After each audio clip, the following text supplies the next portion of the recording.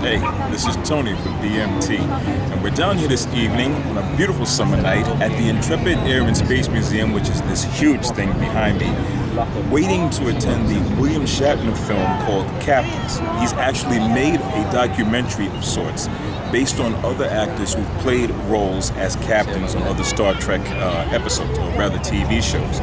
And it should be very interesting. We're about number 5,000 online, so we'll get in sooner or later. See you then.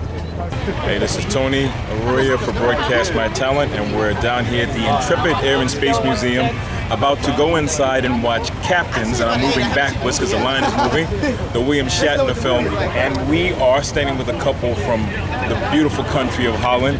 This is... I'm Peter from Holland. And this is... I'm Monica from Holland. And what are you doing here in New York City right now? We came here to spend some time in New York City and really enjoyed it, and then we get familiar with the Captains, the free movie on the Intrepid, and then where we met Tony and Jamil. How long are you going to be here for? So, How long are you going to be here for? how long are we going to be here? We'll spend here a week. This is our last day, so I think it's a good way to spend the last day here. Oh, absolutely. So you're a big Star Trek fan? You've been following the show for a long time, or did you just get into it? Or Yeah, I'm a big Star Trek fan. Monica, are you a big fan of mine? she introduced you to it. She dragged you into it. We got familiar with Star Trek with the first episodes from Star Trek Enterprise. Now I'm a very big fan of Star Trek Voyager. Yeah, Voyager with Kate Mulgrew as Captain Janeway. Monica. So you were the original Star Trek fan, and you got into it? No, not really. I love him, and if he loves William Shatner, and Oh, how can you not then, love him? I love He's him. been around forever, and he seems to be getting better with age. And Yes. thank you for a couple of words. I appreciate it. Thank you. You're welcome. BMT. Thank you, you're welcome. Audience, we're gonna need you to make noise. Can we try it a little bit right now? Let me hear you guys make a little noise. I love this guy right here. He's like, he was louder than everybody. One more time, you can do better. Let me hear you make some noise. That was excellent. Okay, cool. So in groups or pairs, you guys are gonna strut your stuff here. Again, when you get to the end over here by our blue aircraft, that I love this gentleman right here that I've been giving high fives to the whole night, you're gonna turn around and then you're gonna continue to walk all the way back, okay? We only have about 10 minutes to get this whole competition done, so you guys have to make it real obvious for me. No hard feelings, guys. If you don't get a scream or anything like that, it's okay. Thank you for trying. Thank you for playing. You've been great. The winners of the game are gonna go home with this epics right here, this epic blanket. You're gonna get to sit on this guy tonight. We need 10 winners, audience. Now, as request of Mr. Shatner that's downstairs, you can make some noise for him. Make some noise for him. Exit all the way to the back. Beautiful. Science. Again, ladies and gentlemen, you gotta make it obvious for us. So if you're screaming real loud, help us out. I can hear a machine. Blinding me with science. All right, and our next group, please come on down. Poetry in motion. Alright. And once again, ladies and gentlemen, as soon as you're done strutting your stuff, if you can turn around and come back. Yep, turn around and make your way all the way back. And the elements She blinded me with science. There you go, there you go. Blinded me with science. Once again, ladies and gentlemen, make it loud, you gotta make it strong, help these guys out. We want you to make them feel real comfortable, make them feel real comfy and cozy on the ship tonight. He's in full character. Once again, guys, as soon as you hit over here, you can turn around and please head back. Just cut behind them. But his eternal fate has turned its back on him. It's 2 a.m. It's 2 a.m. The fear is gone. There they are. Oh, wow. Oh, wow. The gun's still warm. Oh, wow. Maybe my connection is starting. Oh, wow. Yeah, there's a storm on the loose, sirens in my head. I'm wrapped up in silence, all circuits are dead. I cannot decode my whole life, spins into a frenzy. It is Time to strut your stuff. You get one shot here, ladies and gentlemen. As soon as you're done, we're gonna ask you guys to go ahead. Feels To the like back. being To the cloned. back. My beacon's been moved under moon and star. Thank you for playing. Let go. Wow. Give it up for him if you think this guy is the one. Help, I'm Again, you gotta make it loud, make it strong. The place is a madhouse. Feels like being cloned. And our next contestant, make your way in there. Oh, he's got the gun out. Where I let it go? Now that I've gone too far. All right. Our next contestant, make your way. Oh, they're making out of here. Look at them. They're running. They're running. Okay. Oh, look at him carrying her out. Saving her. Double cross. Beautiful. And they're running from danger. Oh I my can't God, get look no at connection. I can't get him. In through. full character. Where are you? Okay, our next contestant, please make your way on board. This guilty mind, this far from the borderline, and when the hitman comes, Okay. he Again, knows ladies and gentlemen, he's been please make it obvious for us. They get one shot to walk in front of you. That's all they get. So if you think they're the one, you have to really scream. You gotta really make some noise. Make it real known for us. Feels like being cloned. My beacon's been moved under moon and star. Okay. Where am I to go now that I've gone too far? Help, I'm stepping into the twilight zone. The place is a madhouse, feels like being cloned. My beacon's been moved under moon and All right, star. up next. Where am I to go now that I've gone too far? Good idea, yeah. All right. Our next contestant, again, if you think these guys are the one, you have to make it loud, make it strong, make it obvious for us, because we're picking from your screens. From your screens, we're picking those contestants out.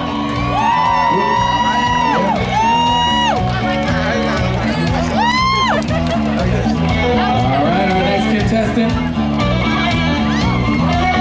If you think it's her, give it up for her, make some noise if you think she could be the one. Our next contestant, go ahead down.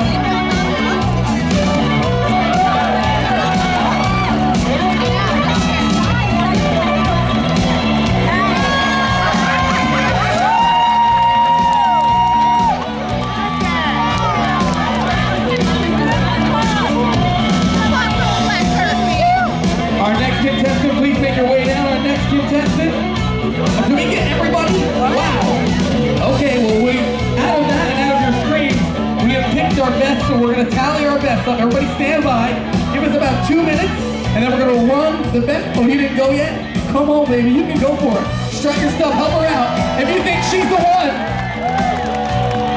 Again, ladies and gentlemen, we have 10 epic blankets that need to be given out. So by your screams, by your round of applause, we are then going to pick who exactly they are going to be. So, all right, doing a little bit more strutting of the stuff right there. You can do it, man. If you're feeling into it, don't stop. He's got something else for you. Okay, he making a phone call. Beat me up. All right. Okay. You want more? Oh, you got me.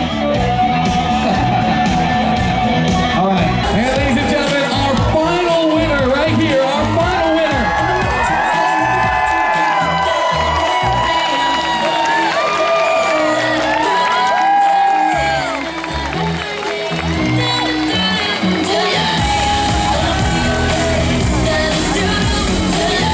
Again, ladies and gentlemen, without further ado, I want to make an introduction to Mr. Doug Lee, the EVP of Epics.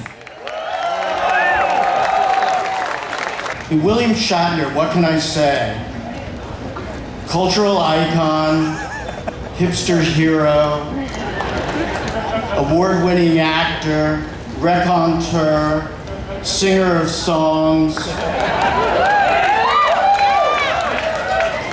Now he's produced and directed this great film for us called The Captains. And, you know, Bill is somebody who has constantly reinvented himself time and time again who can forget his memorable role as T.J. Hooker? Or Denny Crane?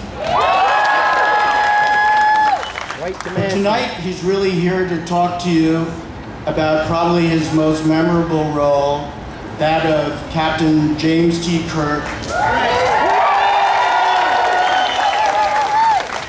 of the USS Enterprise. And he's going to talk about what it's like to be a starship captain. So Epix is thrilled to be here. I'm thrilled to be here, and I'm thrilled to introduce my good friend, William Shatner. Thank you. Good. Wow. Wow!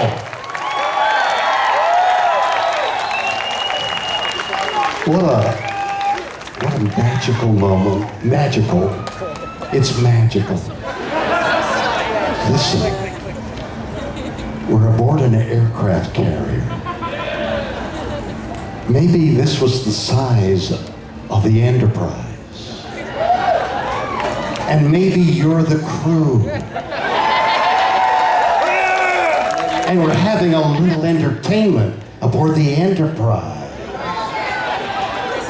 And we're gonna meet the Klingons soon. But it's better than that. The reality is better. The skyline of New York. This great warship that's docked in memory of all those sailors that fought in World War II and other wars. And we're here to see a film that I loved making. It was a happening. Let's make a film about the captains, we said. And then we had to go make it. And all the fortuitous things that happened fell in line for us to be able to make this happening. And what the result was that these 5 actors whom I knew casually have become friends of mine because of the depth of the time we spent together. So here is the captains. Kevin Lane is a name I want you to remember, had a big hand in it. Dave Zappone, partner of mine, had a big hand in the making of it. Wonderful guys, very creative. It was an experience for me, this film, a happening, because it just happened. Making a documentary, you don't know where it's going. And as it goes, you say, oh, that's what we got. And then you edit it down, you distill it, and it becomes this motion picture. So, I want to thank Epix. I want to thank Epix, who have spent a lot of money promoting the film, and I'm forever grateful. I hope we can continue to work for Epix and bring you other films. We'll work on that. In the meantime, enjoy the night, the soft summer weather, the skyline, the battleship, the aircraft carrier, and this film. It's a magical night. Enjoy it. Thank you very much.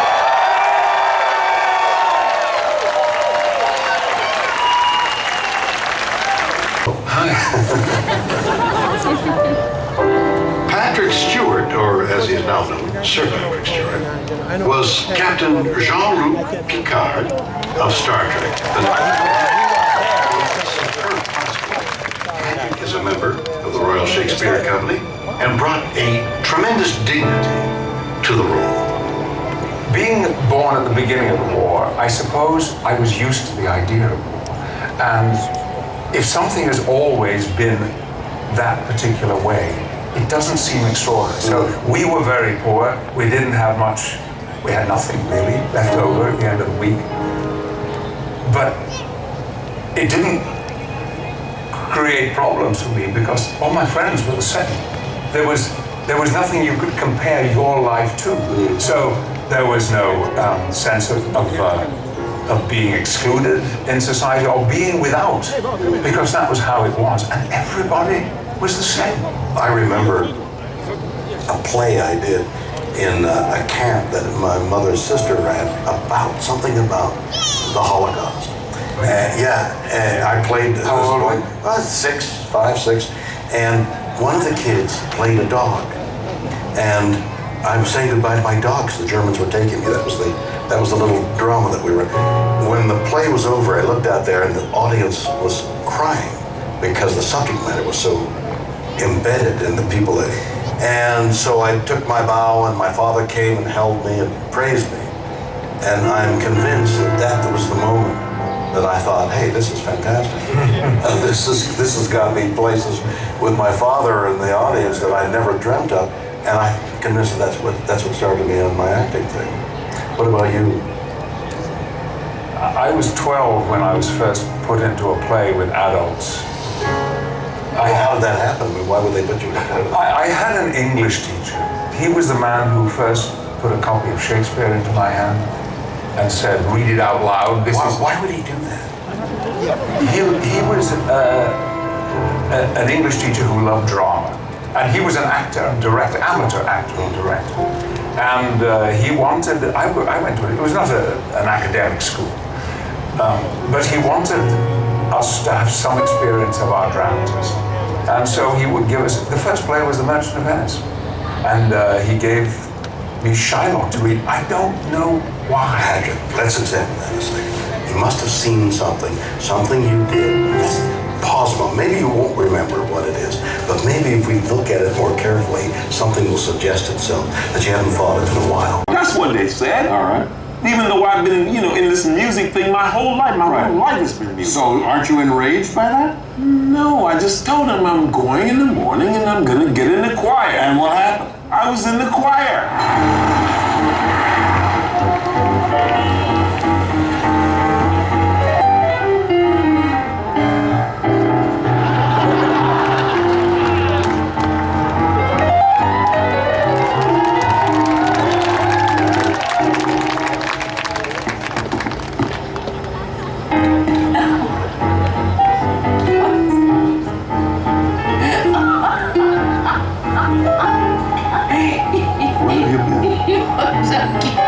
So high.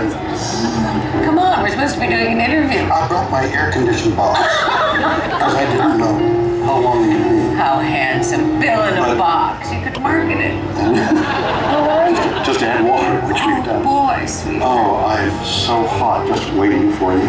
I think when I was young, acting was, for me, the great escape. Although I took it very seriously. You wanted to go to college, obviously. Not really. I didn't. Well, but you have a desire to knowledge. Bill. Yes. Trust me. Trust me. I wanted my father to pay my way to New York. The only way I could get here was to get it through New York University. I wanted to study with Stella Adler. I had my sister to verify this. College to me was absolutely unimportant.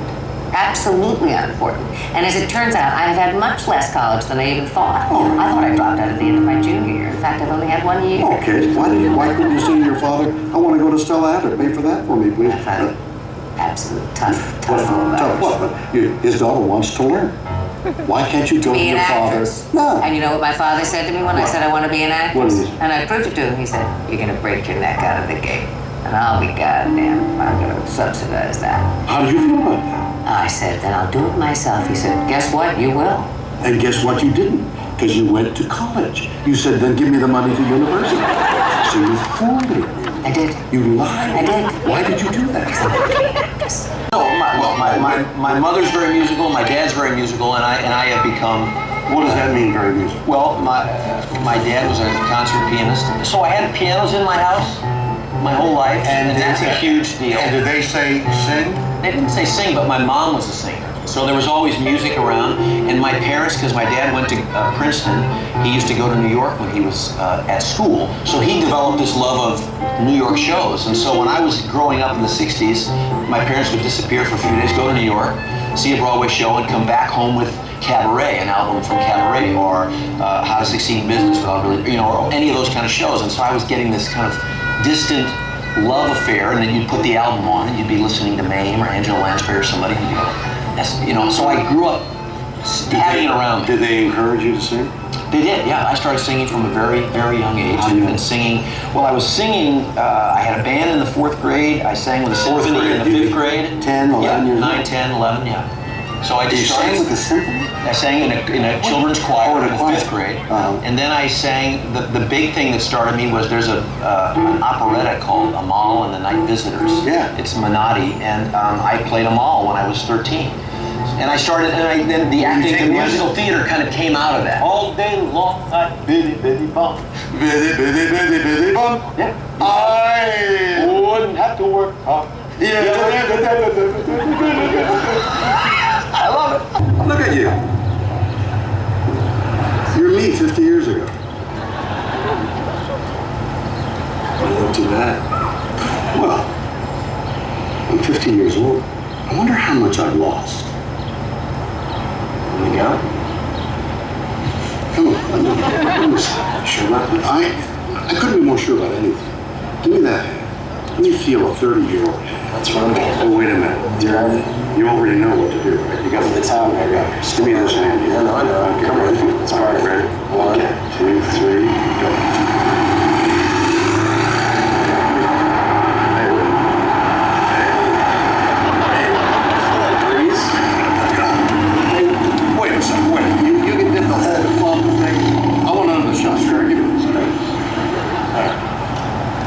You did the thumb thing. And you did the lead. See that? All right.